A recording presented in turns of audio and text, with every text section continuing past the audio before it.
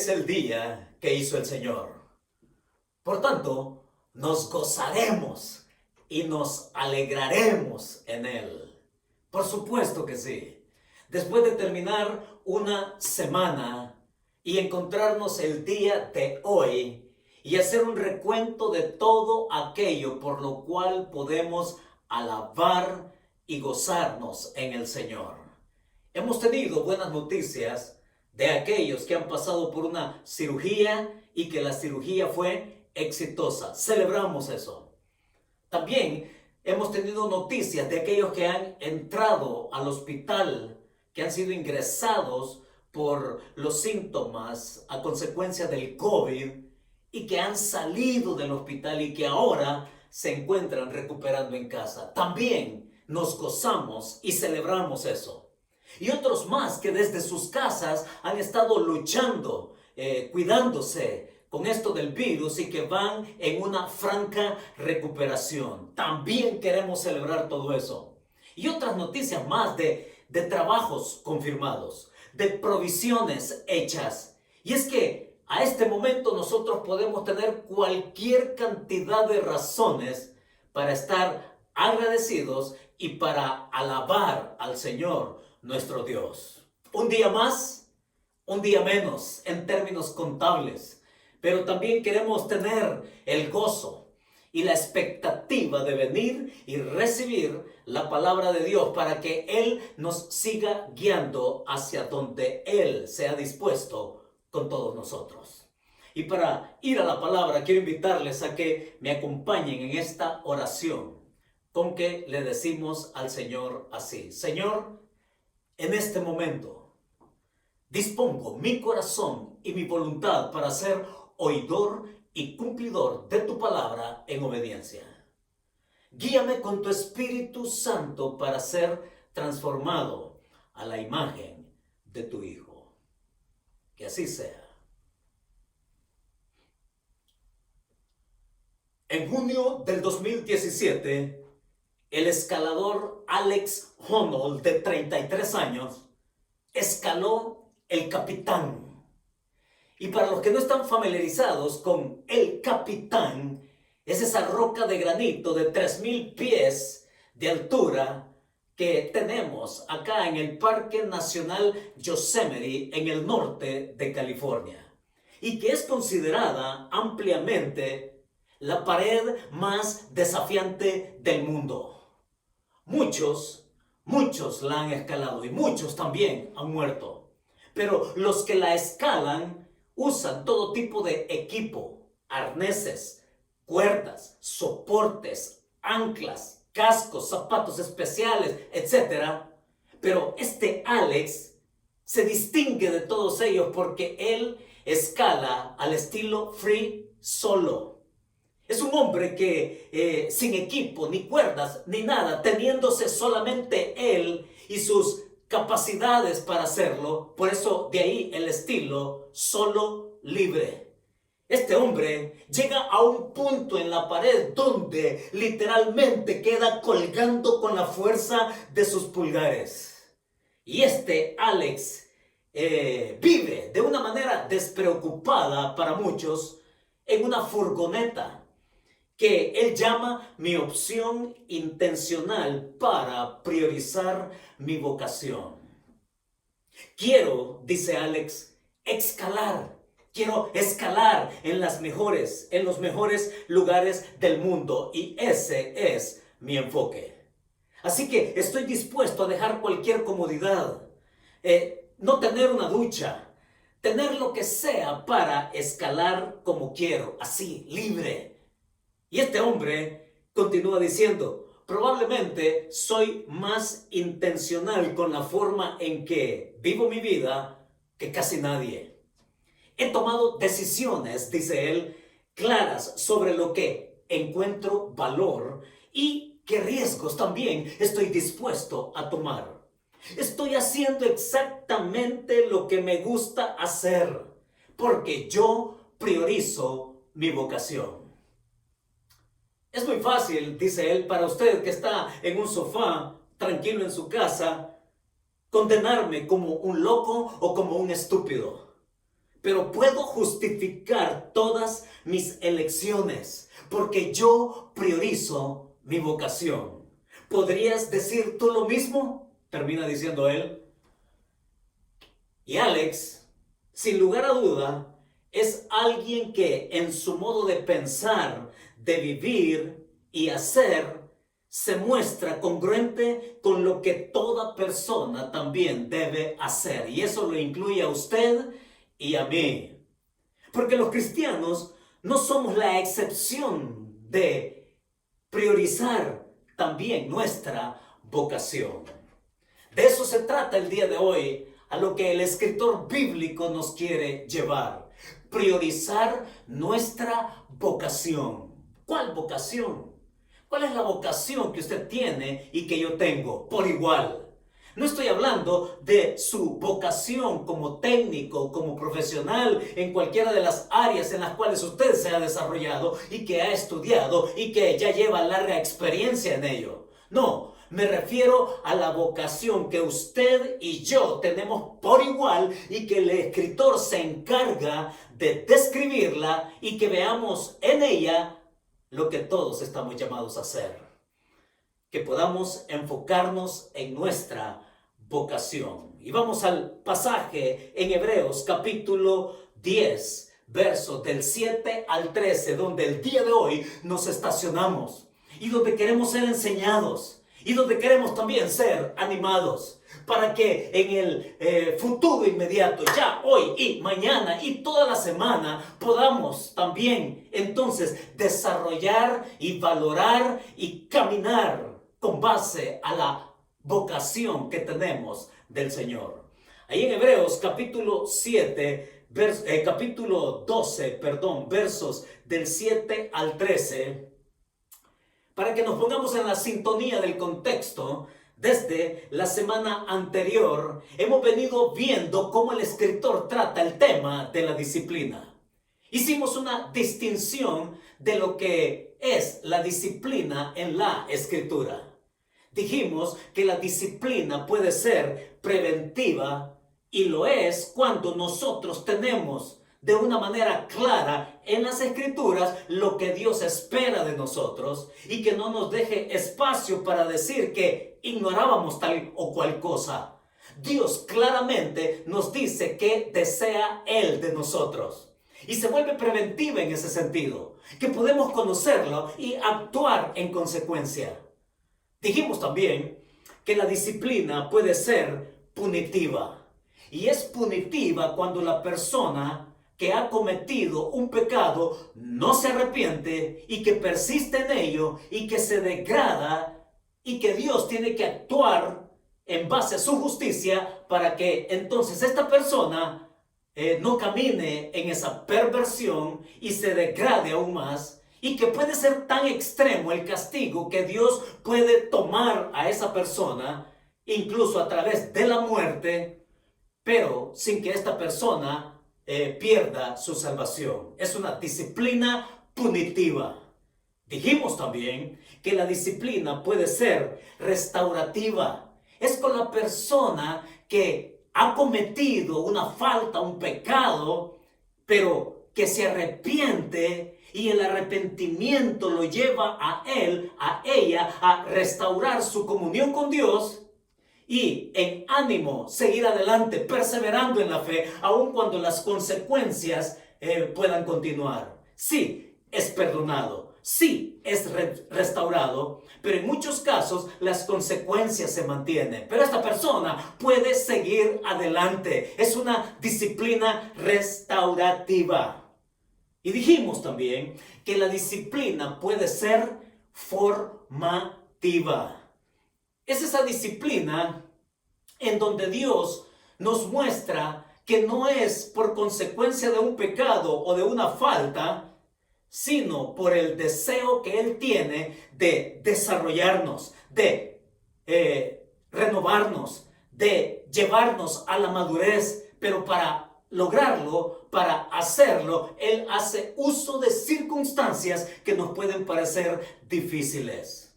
No es porque Dios nos odie, o no es porque Dios tenga un descontento con nosotros. No es porque Dios nos esté castigando. No es porque Él nos odie, no. Es porque Él quiere seguir en una ruta formativa con nosotros, desarrollando nuestro carácter. Pero para desarrollar carácter, Él va a hacer uso de circunstancias que pueden ser muy, muy difíciles. Ese es el contexto en que nos encontramos en Hebreos capítulo 12, en estos versículos también que queremos ver, porque el escritor continúa hablándonos y ampliándonos esa perspectiva de disciplina formativa para nuestro carácter. Es ahí donde bajo la lupa es la perspectiva que usted y yo tenemos que tener en cuenta y tener presente como con la perspectiva de formación, como la lupa donde yo puedo identificar el propósito de Dios para mi vida. Vamos a Hebreos capítulo 12 y versos 7 al 8 encontramos el primer principio. De ahí que nuestra serie, ¿a quién acudes? ¿A quién acudes? Y el escritor nos invita a que acudamos a aquel que nos puede llevar a priorizar nuestra vocación. ¿Está conmigo?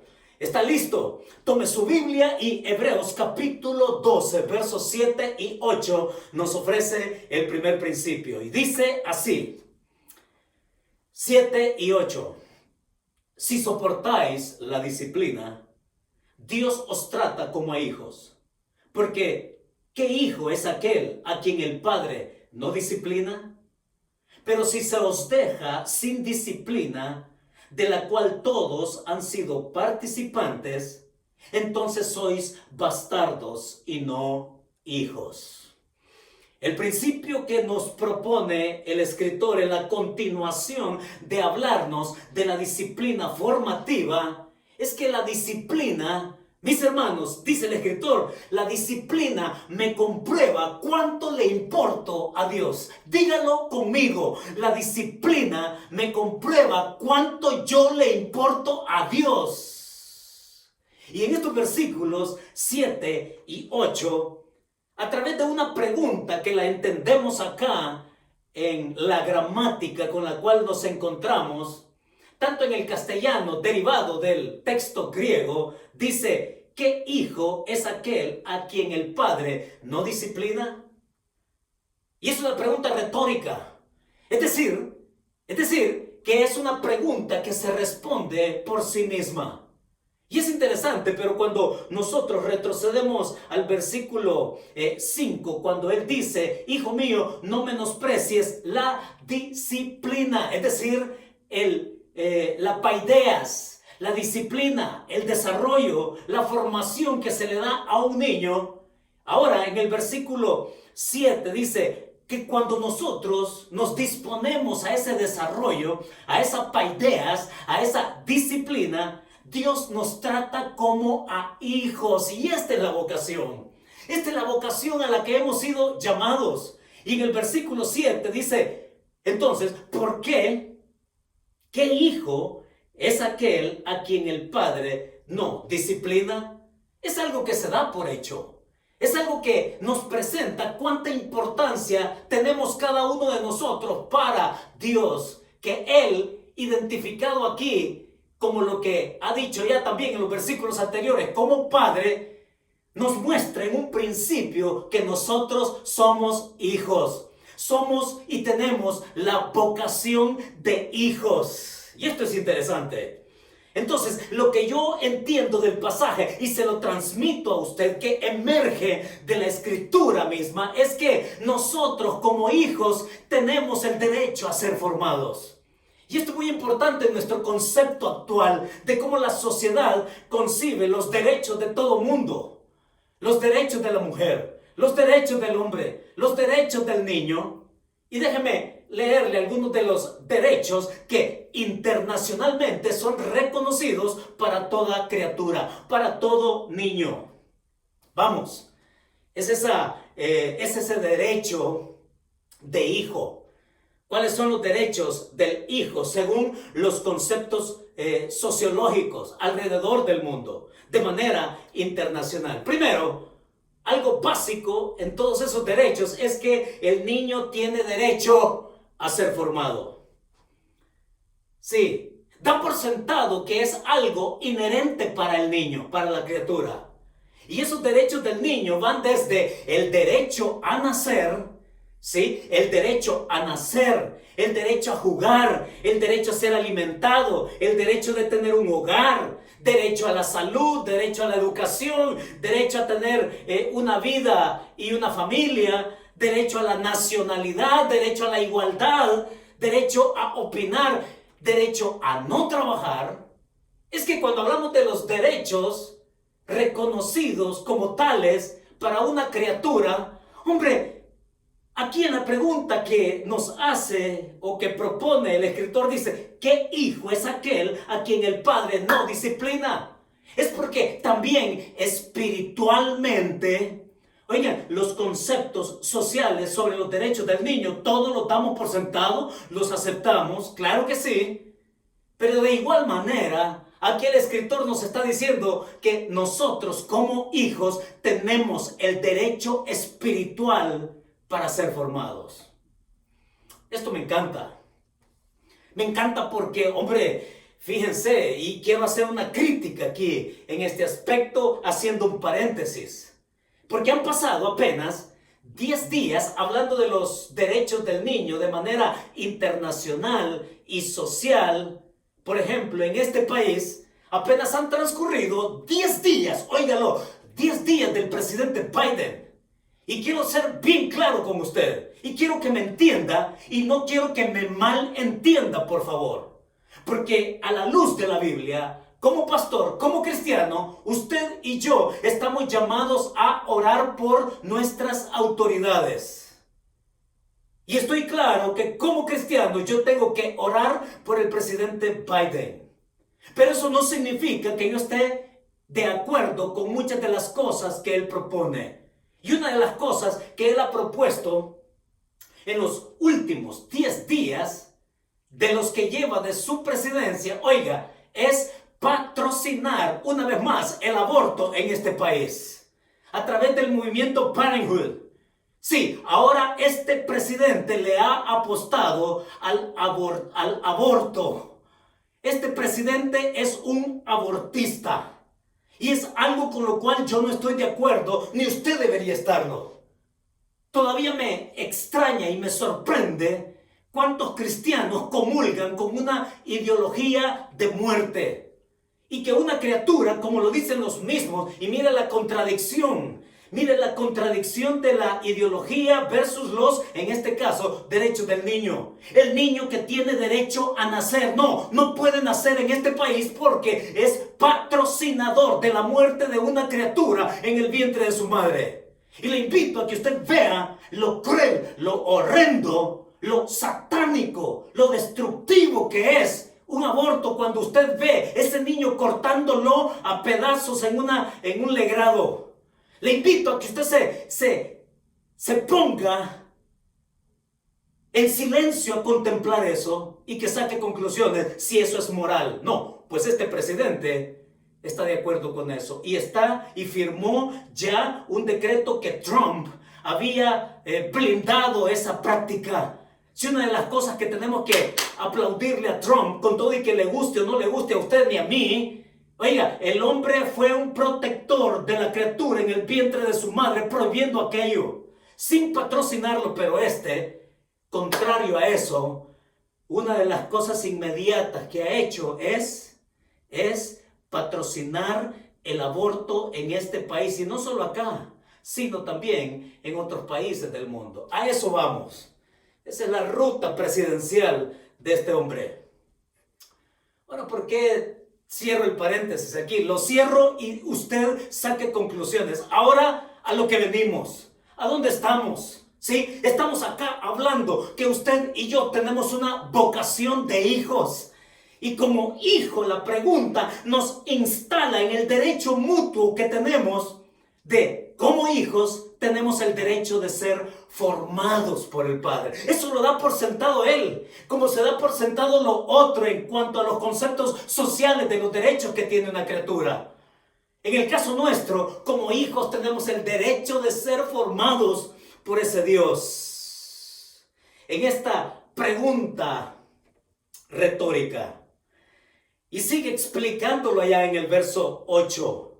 Pero si se os deja, dice, sin disciplina, de la cual todos han sido participantes, y por última vez, óigalo, por última vez, el escritor va a hacer uso de esta palabra, participantes, en el resto de la carta. Participantes que desde el principio Él ha hecho así, patente, que ha dicho y que nos pone en la identificación desde el principio de la epístola cuando Él escribe que somos para Dios. Somos participantes de su gracia y lo hemos venido a hacer porque hemos abrazado esa gracia, hemos creído en Cristo, hemos sido redimidos por su sangre preciosa, le hemos dicho sí al sacrificio del Calvario. Y venimos a ser justificados, pues por la fe, dice Pablo también, tenemos paz para con Dios por medio de nuestro Señor Jesucristo. Y a lo largo de toda la carta, el escritor ha dicho que somos precisamente eso, somos participantes, herederos, coherederos con Él, sentados en los lugares celestiales con Cristo, donde Él ahora reina. Somos participantes, dice Él, y por última vez lo va a referir una vez más acá. Lo va a referir para que nosotros entrañemos esa realidad y que no nos quepa ninguna duda que Dios, Él, nos quiere llevar como hijos con el derecho que tenemos de ser formados. Sí, es el Padre que se otorga, óigalo, Dios se otorga el legítimo derecho también de formar. No solamente nosotros el derecho de ser formados, sino que el pasaje nos muestra el derecho que Dios tiene a formar. Y el pasaje nos sigue diciendo ahí eso. Y cuando hemos hablado de los derechos del niño, socialmente, hablemos por un momento cuáles son los derechos del Padre socialmente, para entender cuáles son esos derechos espirituales que se enmarcan acá en el pasaje. Los derechos del Padre, usted va y googlea, como dicen ahora, usted va y busca y rastrea ahí cuáles son los derechos del Padre. Hombre, hay muchos. Yo solamente le quiero mencionar algunos de los que encontré. Y los derechos del Padre en nuestra sociedad y en cualquier otra son estos. Primero, firmeza. Es decir, que el Padre establezca normas y criterios claros que le aseguran estabilidad y respeto a su hijo. Pero estamos hablando de firmeza. Otro derecho que tienen los padres es tolerancia. Es decir, otorgar confianza a un hijo mientras lo forma y mientras se desarrollan juntos. Otro derecho que tiene el padre, socialmente hablando, es el diálogo. Es decir, con un hijo que ya no es una criatura, ya no es un párvulo, ahora es un adolescente con el cual hay que conversar más, con el cual hay que argumentar y quizás muchas veces hasta discutir, pero el diálogo es la puerta que mantiene el entendimiento para seguirse desarrollando y para mantener la organización en la casa. Mantener los criterios claros permite establecer también aquello que se merece o que no se merece. Permite también otro derecho que es la unanimidad, y esto significa que tanto el padre como la madre tengan el mismo estándar para tratar con su hijo o con sus hijos si tiene más de uno. Es decir, estamos hablando que el esposo no va a contradecir a la esposa ni viceversa, y todo eso son los derechos que se tienen como padres. Es interesante, pero acá en el pasaje dice, si se os deja sin disciplina, es porque nosotros muchas veces Podemos ver la disciplina como un atentado terrorista a nuestra vida, a nuestra comodidad, a nuestra vida que nos gusta. Podemos ver a Dios como un terrorista que viene y que invade mi comodidad, que invade mi placer, que invade mi status quo. Pero Dios tiene el derecho como Padre de formarnos como sus hijos. Y nosotros como hijos tenemos el derecho de ser formados por Él. Entonces, aquí viene una aplicación justamente en este momento en que estamos viviendo situaciones de zozobra, situaciones difíciles, y que llevamos muy contados los días de cuánto llevamos ya sufriendo por algo muy particular, además de lo que es el virus. Podemos tener nuestra propia situación en la cual nos vemos en una encrucijada, sin saber pensar, sin saber decidir, sin saber qué ruta tomar. Y podemos identificarla de tal manera que yo le pregunto, ¿cuál es la suya? ¿Cuál es la suya? ¿Qué es su circunstancia actual? Pero una cosa sí quiero recordarle a la luz de lo que ya en síntesis puedo decirle. Son situaciones no porque Dios lo odie, no porque Dios esté descontento con usted, no porque tenga que pagar algún pecado. Dios quiere que usted lo vea con la lupa del derecho que Él tiene como Padre para formar su carácter. Así que esa situación de salud, ese quebrantamiento de salud, esa pérdida de trabajo, esa situación de la cual no logra encontrar una explicación razonable, es aquello que Dios está usando con su derecho para formar nuestro carácter en una vida que es dura. Carácter. Y aquí el escritor nos ha dicho, ¿no?, que la disciplina comprueba cuánto valemos para Dios, cuánto valor tenemos para Él como hijo y Él como padre. Y en los siguientes versículos del 9 al 10 nos va a ofrecer otro principio. Yo quiero que vea conmigo una vez más. El verso 9 dice: por otra parte, tuvimos a nuestros padres terrenales que nos disciplinaban y los venerábamos. ¿Por qué no obedeceremos mucho mejor al Padre de los Espíritus y viviremos? Y aquellos, refiriéndose a los padres terrenales, ciertamente por pocos días nos disciplinaban como a ellos les parecía. Pero refiriéndose a Dios como el Padre Celestial, para lo que nos es provechoso, para que participemos de su santidad. Ahora, ¿a qué nos lleva el escritor? No solamente se trata de que comprendamos que la disciplina comprueba el valor que tenemos para Dios como Padre.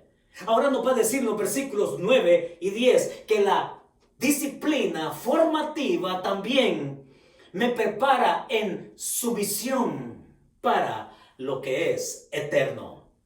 A eso se refieren los versículos 9 y 10. La disciplina que es formativa nos prepara en su misión para lo que es eterno. Para eso, ver más allá con la perspectiva, con la lupa de la disciplina formativa, que Dios está buscando algo más allá de lo que nos es evidente en esta tierra. Nos quiere mostrar lo que todavía no nos es evidente, pero que lo tenemos allá a la distancia, encaminándonos hacia ello. Y en el versículo 9, entonces, Él empieza a hablar de una disciplina que es defectuosa. Usted y yo podemos confirmar esto. Así, en la simple lectura del versículo 9, dice: tuvimos nuestros padres que nos disciplinaban y los venerábamos. Hombre, todos nosotros hemos tenido un padre o una madre, o los dos, que a su criterio, a su manera de entender la vida y de cómo forjarnos, nos llevaron de la manera como ellos pensaron y que fue la mejor manera que a ellos se les ocurrió. Y muchos de ustedes, como yo, podemos recordar los chancletazos, ¿no es cierto? Podemos recordar la varita. Y cada uno puede sacar y poner en evidencia esto que está diciendo el escritor, recordando cómo nuestros padres nos disciplinábamos para aprender lo que era el respeto, para aprender lo que eran los buenos modales, para aprender a lo que es tratar bien a la gente. Hombre, todos nosotros podemos hablar de eso, pero nuestros padres no eran perfectos. Y una cosa que a mí me queda claro, oiga, que viéndome yo mismo como padre, cuánto me he equivocado, puedo entender mejor a mi papá. Sí, que ya murió. Puedo entender a mi padre en su manera equivocada de cómo me disciplinó en tantas ocasiones. Porque lo mismo le sucede a mis hijos. Mis hijos han sido testigos de cuántas veces yo me he equivocado con ellos. Que cualquier situación que ameritaba conversación, yo procedí a castigarlos. Y que he reconocido que me equivoqué e incluso he tenido que pedirles perdón. Hombre, soy un padre terrenal, tan común y corriente y normal como lo puede ser usted. Y que se va a seguir equivocando. Ahora mis hijos ya no están de darles con una chancleta. Ya no está de darles con una varita. No, ahora yo hablo con mis hijos de hombre a hombre. Incluso hablo con mi hija. Sí, todos ellos ya mayores. Tengo que hablar y les describo las cosas de una manera tan real, tan gráfica, que es mi manera de hacerles ver a ellos la realidad en la cual viven y cómo tienen que responder al Señor. Y me ha tocado decirles, ¿no? A ti te va a tocar tomar tus decisiones por tu cuenta. Y si tú te equivocas, prepárate entonces para lo que Dios tiene para ti, para las consecuencias de tus decisiones. Cuando todavía no decides por algo, tienes control. Pero cuando ya decides, tú no tienes control de las consecuencias. Sepámoslo todos. Así hablo con mis hijos. Y me puedo equivocar incluso. Y una vez que me equivoque, pues va a haber necesidad de decirles, me equivoqué, perdóname. Ahora, somos defectuosos. Lo que está diciendo el texto, el escritor acá en el texto, es que nosotros como padres terrenales, muchas veces nos equivocamos. Nos equivocamos y entonces podemos hacerlo hasta donde podemos. Dice que hasta donde llegó la vida de ellos, nos disciplinaban y nos quedamos recordando de aquel chancletazo y de aquel fajazo, dicen a unos, o cinchazo, o de aquella varita. Pero también el pasaje lo menciona para que entendamos la otra disciplina de ese padre que no se equivoca. Notemos bien, por favor, la diferencia, el contraste, porque entonces podemos contemplar bajo la perspectiva de la formación que Él quiere darnos en su derecho como padre, hasta dónde valemos para Dios. Y ahí dice el versículo 9 al final. ¿Por qué no? Pregunta. ¿Por qué no obedeceremos mucho mejor al Padre de los Espíritus y viviremos? Es otra pregunta retórica. La aplica en primer lugar al hijo, a los hijos, y ahora una segunda pregunta que se responde por sí misma. Entonces, ¿cómo es que no nos vamos a someter a un Padre que es distinto al Padre terrenal nuestro, que Él no se equivoca y que siempre, siempre, siempre, inequívocamente va a buscar lo mejor para nosotros? No podemos tener ninguna pizca de duda que lo que Dios permite, lo que Dios decide hacer con nosotros en nuestra formación es para nuestro bien, aun cuando esto tenga y venga en modalidad de dificultades. El Señor ahí nos hace ver en el versículo 10, al final, dice que este Padre Celestial, pero, dice y note cómo va a proponer el propósito. Dice, pero para lo que nos es provechoso, para que participemos de su santidad. Esta parte tenemos que capturarla, retenerla, asimilarla acá y acá para que nos quede claro el propósito de Dios. Ahí dice el verso, para lo que nos es provechoso. ¿Sabe qué me llamó la atención? Esta palabra en el original, que aquí se traduce provechoso. En el original es una palabra que tiene que ver con extraer aquello que es útil de ti. Esa es la idea, extraer tu utilidad, extraer tu sustancia para formarte. También tiene la idea de la ganancia que yo quiero obtener de ti en quien tú has creído. Es decir, la ganancia de lo invertido por ti, por Cristo, su muerte en la cruz voluntaria que Él hizo por ti. Yo quiero extraer ganancia de eso, está diciendo el escritor cuando dice, para lo que nos es provechoso. El Señor quiere sacar utilidades. El Señor quiere sacar la esencia y quiere sacar ganancia de lo que ha significado para nosotros conocer a su Hijo y tenerlo como Salvador y tenerlo como Señor. Entonces, en otras palabras, somos una mina que Dios quiere explotar y donde Él quiere extraer esos lingotes de vida espiritual. Esos lingotes que acá Él específicamente dice para que participemos de su santidad. Esto me deja claro algo. Y es que Dios a alguien que es hijo no lo puede ver de una manera indiferente. Dios para alguien como padre hacia un hijo no lo puede ver despreocupado, como que no le importe. Sí, hay muchos padres que ven a sus hijos y que ahí vean cómo se las arregla. Esa es parte de la imperfección nuestra como padres, pero Dios no es así. Dios no se vuelve ni indiferente ni despreocupado. Él toma las cosas en serio. Y por eso es que Él hace uso de su derecho para formarnos.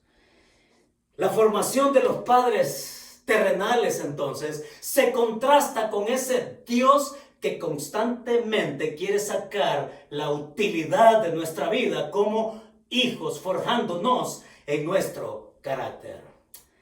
Déjeme ilustrárselo de esta manera. Esto que tengo acá es mi guitarra, que la tengo desde el año 1985.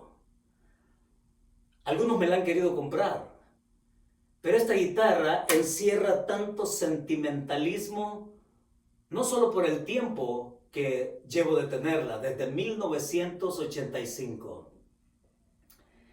sino porque me ha servido para tantas ocasiones, en tantos lugares y tantas ocasiones especiales. Pero bueno, todos conocemos una guitarra. Guitarras que tienen 6 cuerdas y cada cuerda tiene un tono particular de lo que la hace ser muy específica en su función. Y la primera, mi, la segunda, sol, mi, si, sol, re, la, mi. La sexta y la primera se afinan en el mismo tono de mi. ¿Sí? Y cada cuerda en su conjunto, cuando están en el tono que le corresponde, pues se saca música que gusta. Así es que tómese esto como un bono musical para usted. Porque cuando una guitarra está afinada, entonces puede haber tal armonía en su conjunto que se puede sacar música como esta.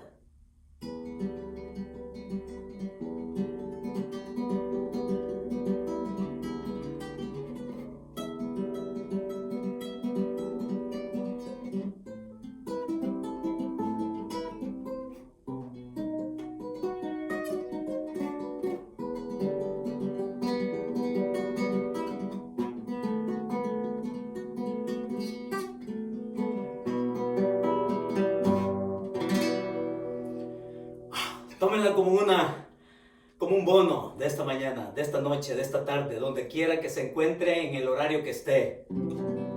Pero se saca música y sabe, cada cuerda tiene su tono específico. Pero hay algo que hace a la cuerda estar en su tono específico. Y son estas clavijas que se llaman clavijas. Y estas clavijas sirven para tensar la cuerda. La cuerda llega a su expresión única cuando entra en un proceso de tensión. Y solamente en tensión es que la cuerda puede armonizar con todas las demás. Pero una cuerda sin tensión, la voy a desafinar. Miren, una guitarra con cuerdas sin tensión, que significa no estar afinada, suena algo así. No sirve. Y con esto yo le quiero traer a colación precisamente qué es usted y qué soy yo, usando esta metáfora, este ejemplo con mi guitarra, con mi vieja guitarra, que usted y yo somos una cuerda. Y Dios, al tensar esa cuerda, oiga, para que usted y yo demos el tono que corresponde, Dios tiene que tensarla al punto que usted llegue a la máxima expresión de su tono. Es eso lo que nos está diciendo acá el autor bíblico. Para lograr la afinación hay que tensar la cuerda a través de la clavija. Y esa clavija son las circunstancias que Dios usa para afinarnos, para llevarnos, para desarrollarnos y para que estemos en condiciones óptimas donde Él pueda complacerse. Y como dijimos el domingo anterior, complacerse de ver su vida en la vida de nosotros. Y el pasaje nos ha dicho en el versículo 10 al final, para que participemos de su santidad. Saben que me siguen preguntando cómo es el cielo. Y honestamente, yo no sé cómo es el cielo. Yo no he estado ahí para explicarle a usted cómo es el cielo. Si la Biblia nos habla que hay un cielo, pero que nadie terrenalmente puede hacer una descripción de lo que es el cielo, solamente como el lugar donde Dios mora. Y ese lugar donde Dios mora, que es la máxima expresión de su majestad, de su gloria, Él nos quiere llevar a que seamos participantes completos de Él. Pero mientras tanto, dice acá el escritor, mientras tanto nosotros podemos caminar recibiendo su infusión con su Espíritu Santo para que nuestra vida camine con la clavija de las circunstancias, poniéndonos a tono, tensándonos y aguantando para que el carácter nuestro refleje la santidad del Señor mientras caminamos por esta tierra. Entonces dice acá el principio que son estas circunstancias. La disciplina formativa nos ayuda a entender en sumisión a las circunstancias que Él quiere para formarnos y mostrarnos y prepararnos para lo que es eterno. Esto que ahora nosotros conocemos como la santidad progresiva, que vamos progresando con Él y que nos va mostrando su tono, sus clavijas, para que lleguemos a la santidad completa y total en su presencia. Y mientras llegamos ahí, estamos acá en una vida que es difícil, en una vida que necesita dependencia del Señor, en una vida donde nos ponemos al filo de la cornisa y nos entregamos a decir o creo o no creo. Y así como Dios nos quiere llevar en nuestras circunstancias hoy por hoy, para que comprobemos, como lo hemos dicho desde el principio, hoy celebrando todos esos motivos por los cuales podemos estar agradecidos con el Señor, podemos alabarlo a Él y podemos seguir confiando de que así es como al día siguiente Él quiere seguir mostrando su derecho de Padre para formarnos. Y que gustemos de ese derecho de hijos para ser formados. Pero también el escritor nos va a llevar a algo más. En los versículos del 11 al 13 nos va a mostrar el último principio que tiene para nosotros el día de hoy. Y dice ahí, verso 11, es verdad que ninguna disciplina al presente parece ser causa de gozo, sino de tristeza. Pero después da fruto apacible de justicia a los que en ella han sido ejercitados. Por lo cual, levantad las manos caídas y las rodillas paralizadas, y haced sendas derechas para vuestros pies, para que lo cojo no se salga del camino, sino que sea sanado. Prestemos atención a este principio, como en los dos anteriores. El principio del versículo 11 al 13 es que la disciplina garantiza un desarrollo que es fértil. La disciplina formativa garantiza un desarrollo que es fértil, no uno que es estéril. Y lo que Dios se propone con nosotros al afinarnos y al darnos esas circunstancias es sacar lo interior nuestro, sacar la utilidad que Él ha invertido para que nuestra vida sea una vida de fe, confiando en su gracia, moldeándonos y también garantizándonos ser fértil. ¿De qué manera uno puede ser fértil en ese desarrollo garantizado en la disciplina formativa? Y lo que el pasaje nos está diciendo acá dice, sí, es cierto, nosotros somos de la opinión ahora de que ninguna circunstancia adversa gusta. Así, por instinto, ¿ya? Por instinto, por sentido común, a nadie le gusta pasar por experiencias de sufrimiento. ¿Quién quiere estar en una UCI? ¿Quién quiere estar metido y refundido en un hospital a punto de morir? ¿Quién quiere estar sin trabajo por medio año o un año? ¿Quién quiere pasar por circunstancias difíciles en su relación de familia? Por cualquier cosa que nos haga romper nuestra comodidad y que nos haga romper la armonía en cualquier ámbito de nuestra vida, no nos gusta. No nos gusta exponernos porque por instinto nosotros rechazamos todo eso. Tiene razón el escritor al decir que al presente ninguna, dice ahí, disciplina parece ser causa de gozo, sino de tristeza, de lamento. Ciertamente es así, pero se puede ser fértil, dice él. ¿Y cómo se puede ser fértil? ¿A dónde encontramos nosotros esa fertilidad? Fértil, no tanto en las cosas que podemos palpar, sino fértiles en una vida espiritual vigorosa. Ahí se puede ser fértil. Y lo interesante del pasaje es que toma un rumbo también que hace uso de la figura de la agricultura. Nosotros somos un terreno donde Él ha cultivado la buena semilla del Evangelio, su gracia, la persona de Cristo morando en nosotros a través de su Espíritu Santo. Somos un terreno preparado, terreno fértil, donde Él lo único que espera son frutos, no esterilidad. Pero hay muchos que se conforman y que sucumben y que se lamentan y se entristecen y vienen a convertirse en terreno quemado, terreno inservible. No, no es así como Dios nos quiere ver. Él ha querido mantener su visión de ti y de mí como un terreno fértil, productivo.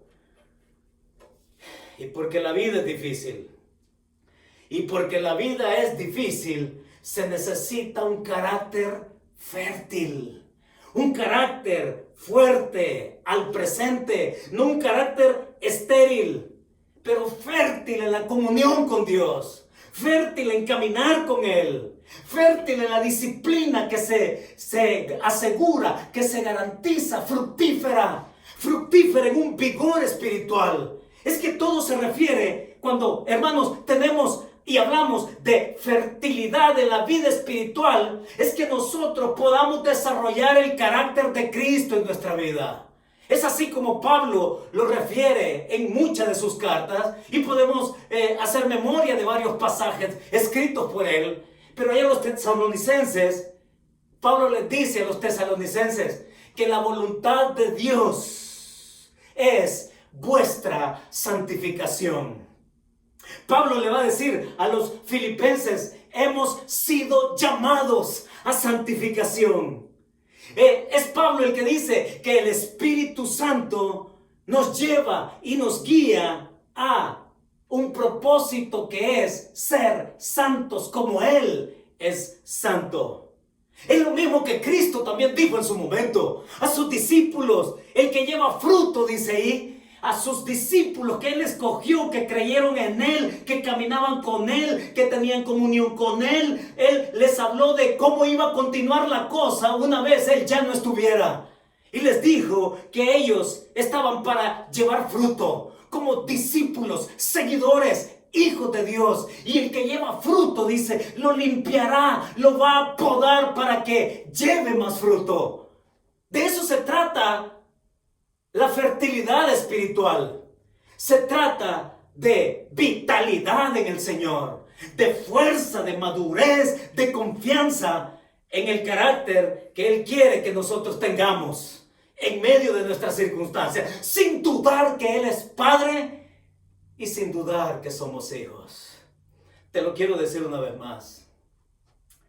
El enemigo va a querer poner bombas alrededor tuyo y te va a querer minar, y lo primero que él quiere hacer, reventar, y lo primero que él quiere hacer, explotar, es precisamente que nosotros desmayemos en lo que somos, en la vocación que tenemos. Y lo primero que el enemigo quiere hacer que olvidemos es ser hijos. Nos lleva a entender el pasaje que podemos renovarnos con otros. La vida espiritual no es para solitarios. La vida espiritual es para hacernos acompañar.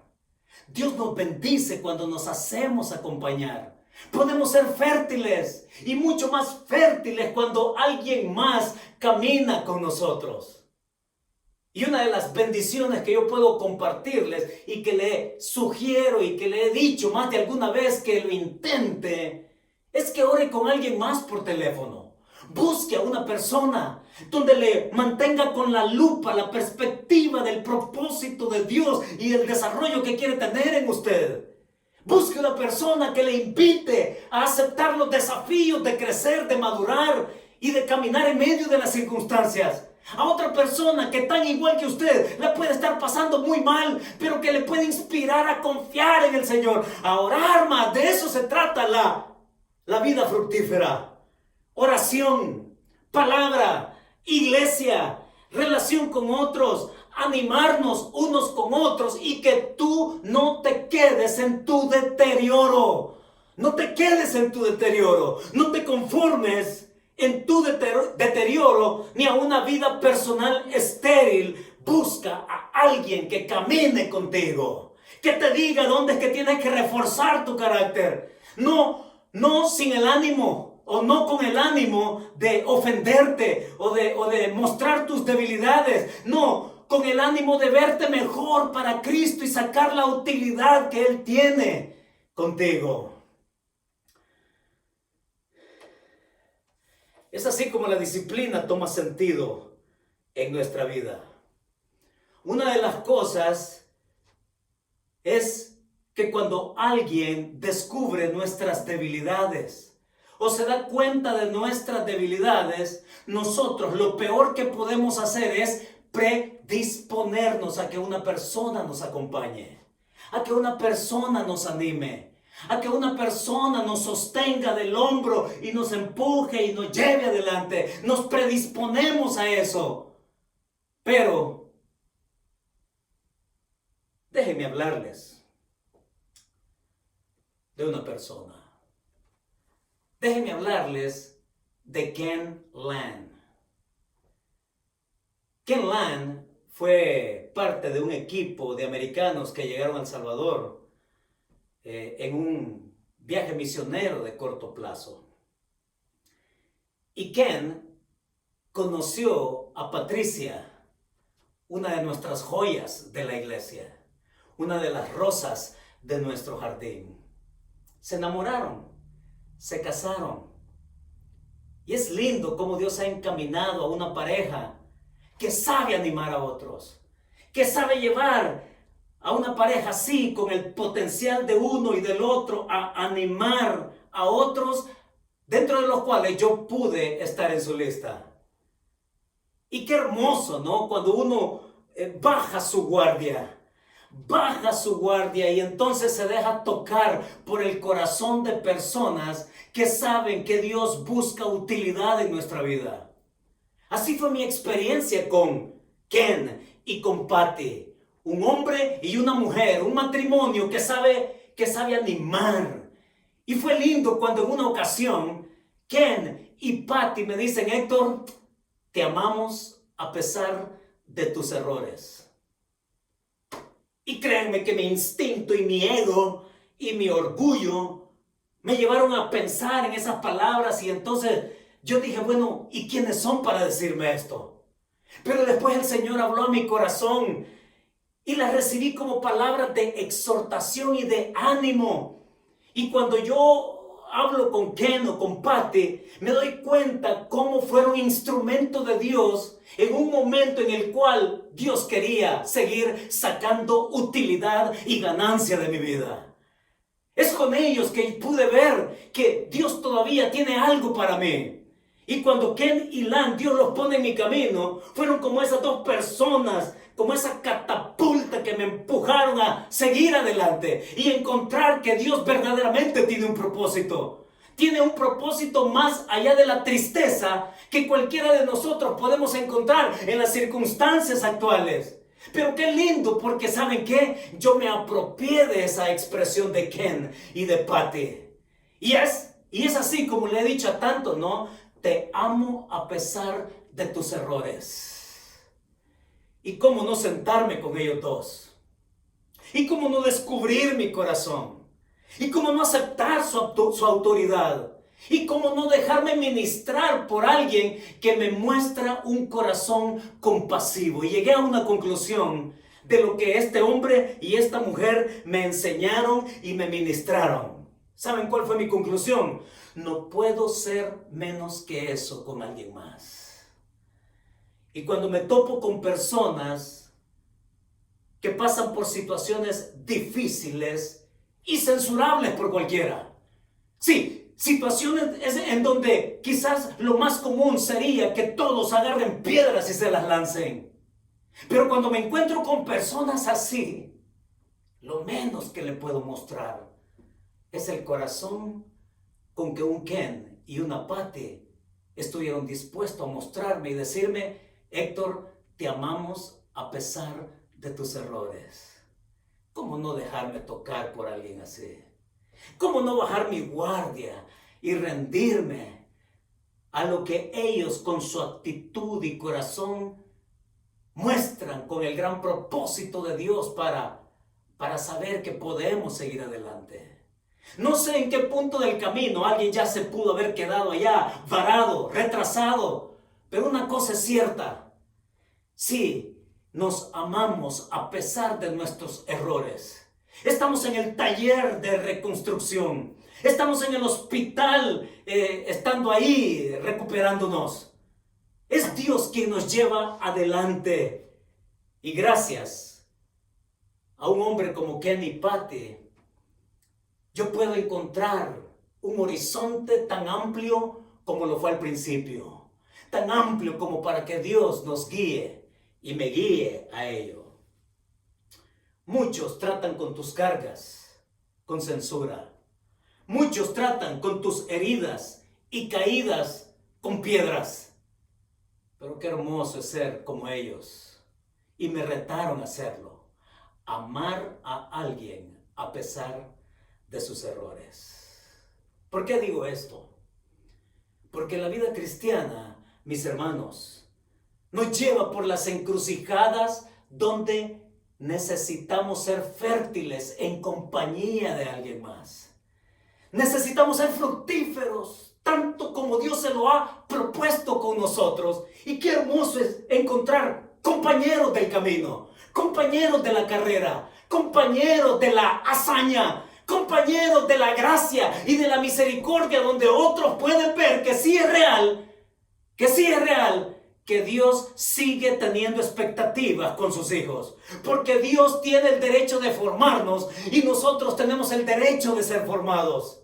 Así que, mis hermanos, en ese espíritu, en esa vocación que tenemos de hijo, enfoquémonos y prioricemos nuestra vocación en la cual Dios se quiere glorificar, dándonos muestra del valor que tenemos para Él, sometiéndonos en la disciplina para formarnos y preparándonos para la eternidad.